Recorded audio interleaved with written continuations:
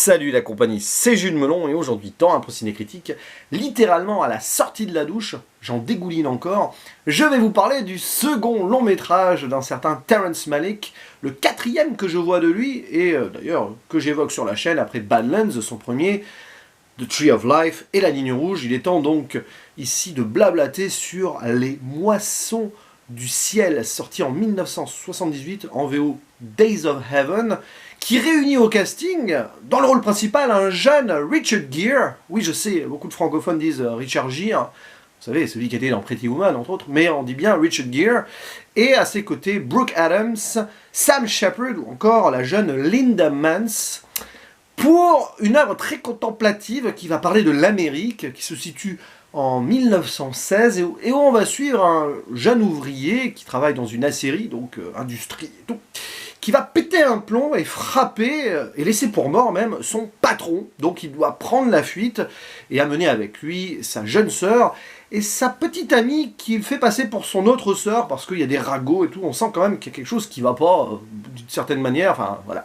Et donc il quitte Chicago pour aller dans le sud-ouest des États-Unis, au Texas, pour un travail saisonnier, donc durant les moissons, travail du blé sur des champs, la campagne, retour à la terre, etc. Sauf que, une fois sur place, bon, ça va un peu mieux qu'à Chicago, mais ils se sentent pas super bien considérés. Et alors, à un moment, un fermier assez riche tombe amoureux de Abby, qui est la fausse sœur et la petite amie non avouée plutôt de notre jeune héros Bill. Et donc ce dernier pourrait être jaloux et tout, mais non. Il va pousser donc sa compagne dans les bras de ce fermier parce qu'il apprend au détour d'une conversation volée que ce monsieur est atteint d'une maladie incurable et qu'il n'en a plus que pour 1 an. Donc il se dit, vas-y, épouse-le, et puis quand il mourra, on récupérera l'argent. C'est un peu vénal, mais en fait derrière c'est parce qu'il aime vraiment Abby. Il veut la sortir de cette condition, la faire s'élever socialement, et il trouve ici une opportunité, mais c'est pas terrible.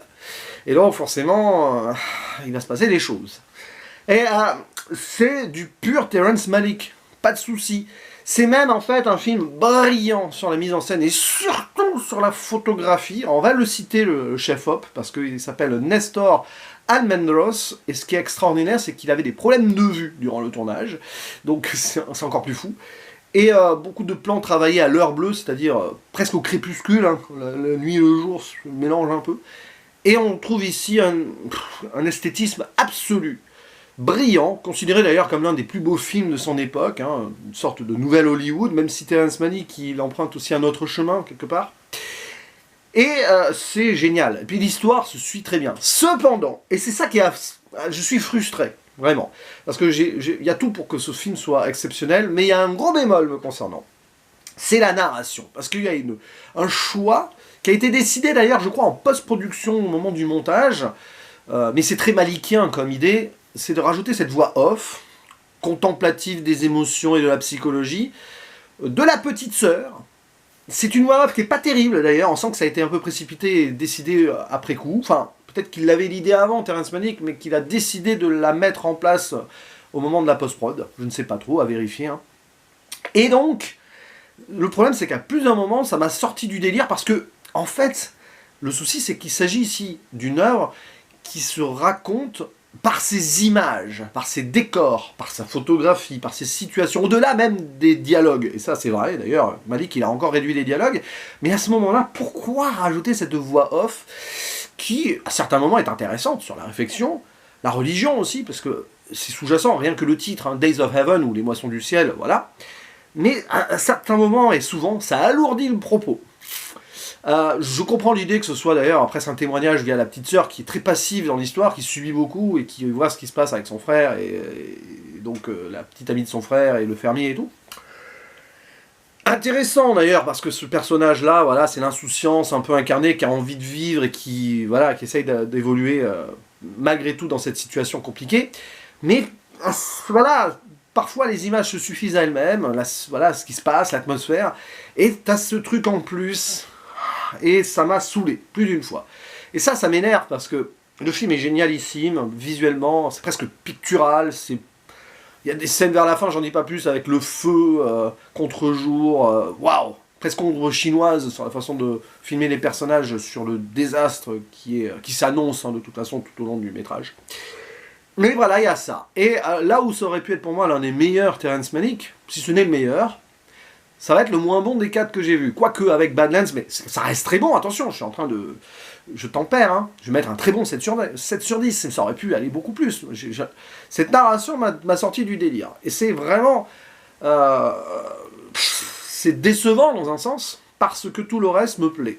Voilà, l'idée de faire parler les images, c'est un petit peu ce que j'aimerais faire si j'étais cinéaste, un peu à la Tarkovsky, mais différemment, voilà. Mais il y a ce... Bon, après, il y a des propos toujours philosophiques, spirituels, religieux, c'est Malick, donc il n'y a pas de souci, mais là, je pense que ça... Voilà, il n'y avait pas besoin. D'autant plus que ça questionne bien l'Amérique de l'époque, et ça, c'est génial. Il y a presque un héritage fordien, même si c'est plus Nouvelle Hollywood et différent de John Ford, forcément, dans l'idée de déconstruire cette Amérique et de poser son regard dessus. Michael Cimino aussi, un peu, si on veut. Parce que ici, clairement, on a une critique d'un rêve américain perdu.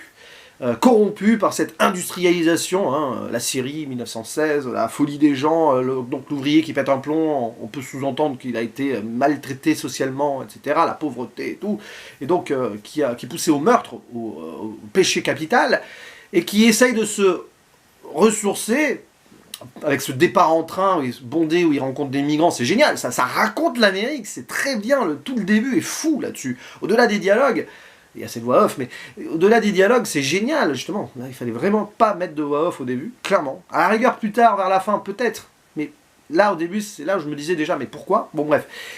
Donc il y a ça, la tentative de retrouver cette Amérique d'avant, enfin, le vrai rêve américain de la conquête de l'Ouest et tout, mais de toute façon, tout est tellement corrompu qu'il va amener cette corruption, Bill, avec cette idée de se servir d'un fermier, de sa richesse, avec sa propre compagne, qui au passage va peut-être plus s'attacher que prévu à ce fermier, donc c'est violent. Hein. Et donc on se retrouve dans un paradis perdu qui va être dévasté par la corruption de l'homme, enfin de la corruption de cette nouvelle société. D'ailleurs, la mécanisation, on la voit déjà dans l'agriculture et on sent que ça dénote par rapport à l'ambiance. Donc il y a ce message-là que Terrence Malick a voulu faire passer. Donc c'est génial, c'est très fort sur le plan même civilisationnel, à travers l'art, c'est génial, vraiment. Et avant les années folles, hein, enfin avant les années 20, tout ça, il y avait déjà cette construction-là, et on sait où ça va mener, 1929, hein, le crash, et la Grande Dépression par la suite.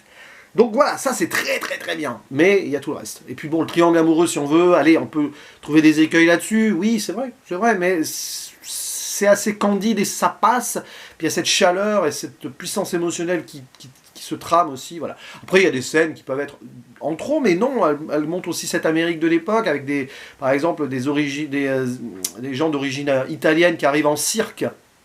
D'ailleurs, ils diffusent, par exemple, Charlie Chaplin, un court-métrage de Charlie Chaplin qui s'appelle Les Migrants, c'est dans le ton. Donc, ouais, il y a plein de petits trucs là-dessus, l'espiration, retrouvailles, plein de choses, mais, et puis la fin extraordinaire, qui convoque clairement la religion, hein, mais ça j'en dis pas plus. Non, c'est un très beau film, mais dommage pour cette artificialité de narration qui, pour moi, ne se justifie pas spécialement, mais je comprends le choix quand même. C'est un choix que je n'approuve pas, mais il est là. Bref, c'est tout ce que j'avais à dire sur ce Terrence Malick. Je ne vais pas aller beaucoup plus loin, parce que à voir vraiment c'est un sang damné au niveau de la beauté visuelle, mais pour le reste, après, voilà. Hein, peut-être que vous me direz, vous, que vous avez apprécié la narration. N'hésitez pas à dire en commentaire si vous la trouvez géniale et que vous trouvez le film parfait quand même. Bah, voilà, ça sera intéressant de débattre et d'en discuter avec vous. Il ne me reste plus qu'à vous dire à la prochaine. Ciao.